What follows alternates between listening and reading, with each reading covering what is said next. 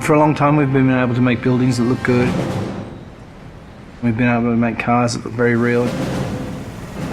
The level of realism goes up and up and up. With previous kind of technologies that you'd use, like facial motion capture, we didn't really ever feel that we could pull that off. You could never really tell whether someone was lying or not. With this technology, what you see is what you get. I'm always happy to help the LAPD.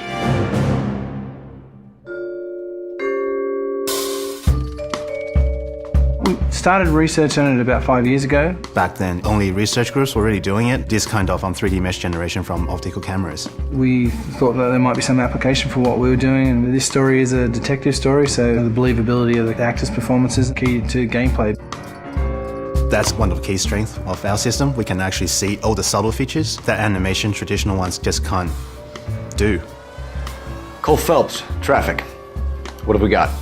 It's really acting a scene in two parts, the motion capture and then the motion scanning. The motion capture captures all the body movements and where people look, so it gives you all of the eye lines. Regulator valve. Good find. Then we move over to this studio where an actor would typically go into makeup in the morning and then have their hair done in a 1940s hairstyle. Then they'd come into a room and sit in the seat behind me, and what the rig does is capture a volume around them.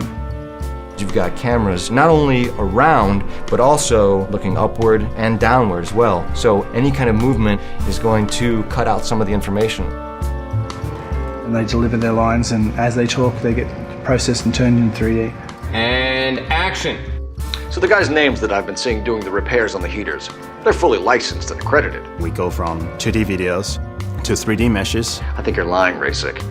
I think some of your men aren't fully licensed. To compressed versions for the game. I think some of your men aren't fully licensed. You're desperate to cover your sales. The level of detail is just so high that they're just like a real person in life. You're gonna lose your wife and probably end up in the big house. I hope she was worth it. Being in the depth analysis room is a process that most people have never experienced. It's such a new technology. It's a constant close-up is what it is, but it's a close-up from 360 degrees. There's something pretty special about knowing that you will be recreated, but in another type of form. I saw myself today. Blow it off, Cole. These artsy-fartsy types always get a little flighty. It's me. LAPD, drop the weapon!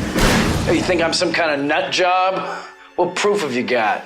A big theme of this game is dishonesty and to detect when people are lying. You couldn't have done that in the past. Why are you lying to me, Varley?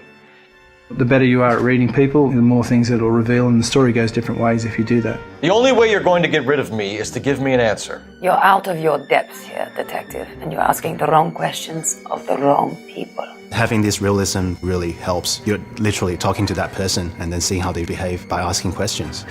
Why did you kill Mrs. Terrellson? I have no recollection of the people I have killed. So what if I took a look around that car? You can't be accusing me of nothing. You've got the wrong guy.